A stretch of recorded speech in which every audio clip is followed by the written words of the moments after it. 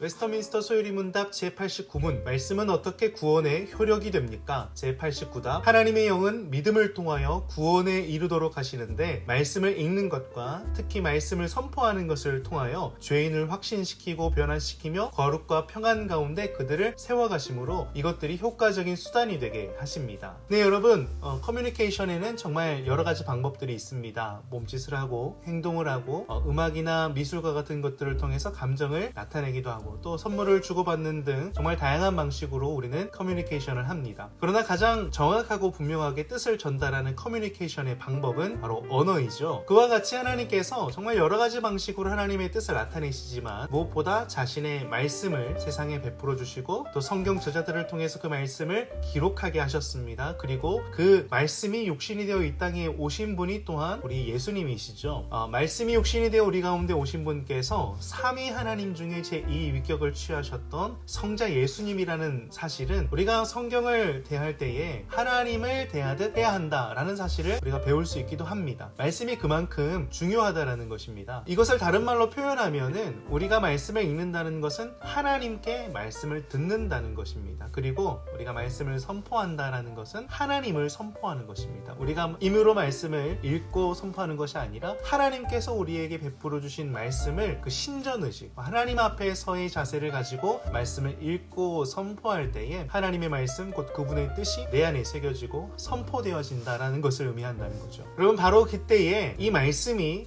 효과적이도록 성령 하나님께서 역사하신다는 것입니다. 그렇다면 이 성령께서 역사하시는 내용이 무엇이냐면 말씀을 읽는 사람과 말씀 선포를 듣는 사람에게 이 스스로 죄인 되었음과 구주가 자신에게 필요하며 그 구주가 예수 그리스도이심과 그 모든 것들을 깨닫고 확신하게 하시며 그러므로 성화의 삶으로 이끌어서 그를 변화시키고 온전하게 세우도록 도우십니다. 그 성령의 이름 중 하나가 돕는 자, 헬퍼, 보혜사이시죠. 그러므로 여러분, 우리가 말씀을 읽고 또 듣고 그 말씀을 우리의 입으로 또는 삶으로 선포할 때에 성령께서 우리에게 도우시는 것, 하나님이 행하시는 일들을 우리가 경험하게 된다는 것입니다. 바로 그것이 이 문답에서 말씀하는 읽는 것과 말씀을 선포하는 것을 하나님이 영이 효과적인 수단으로 사용하신다라고 하는 의미인 거죠. 그렇다면 우리는 이 말씀을 어떻게 읽고 어떻게 들어야 할까요? 어떻게 선포해야 할까요? 그것을 보여주는 문답이 바로 구신문인데 그 답은 이렇습니다. 말씀이 구원에 효과적이 되도록 우리는 부지런함과 준비함과 기도로 말씀에 관심을 기울여야 하고 믿음과 사랑으로 말씀을 받아들여야 하며 우리의 마음에 말씀을 간직해야 하고 우리의 삶에서 말씀을 실천해야 합니다. 많은 설명이 필요 없는 문답이죠. 그래도 중요한 세 가지로 단계를 끊어서 함께 살펴보죠. 첫째, 우리는 말씀에 관심을 기울여야 합니다. 여러분, 이 관심이 어떻게 표현될까요? 우리가 말씀을 읽는 일에 그리고 말씀을 듣는 일에 그리고 어떻게 하면 이 말씀을 증거하는 삶을 살아낼까 하는 이 일에 이 관심이 나타나겠죠. 바로 이러한 일들에 힘을 써야 한다는 것입니다. 그런데 그것을 어떻게 해야 하냐면 기회가 되는 대로가 아니라 부지런히 관심을 가져야 하고요. 대충 읽는 것이 아니라 잘 준비하여서 읽고 선포해야 하고요. 또 겸손히 기도하는 마음으로 하나님의 말씀을 읽어야 합니다. 둘째, 우리는 말씀을 간직해야 합니다. 여러분, 우리가 말씀을 읽을 때 말씀을 우리의 전인격에 담아두지 않고 그저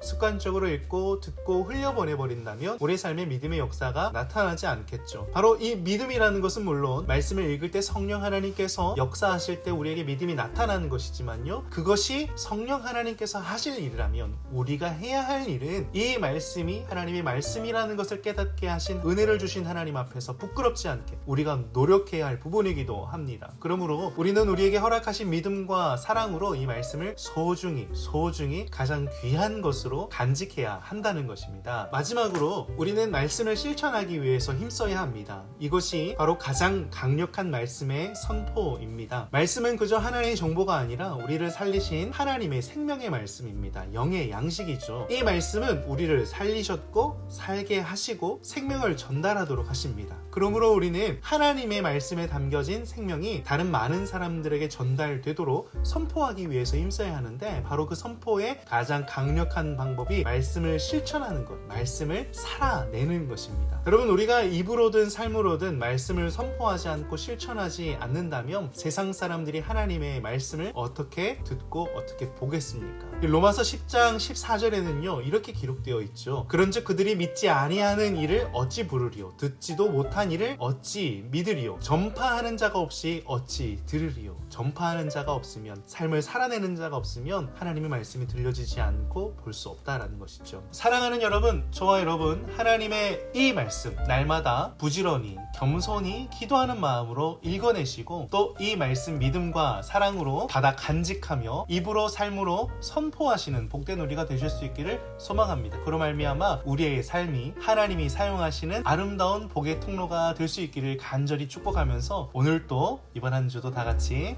화이팅 화이팅 화이팅!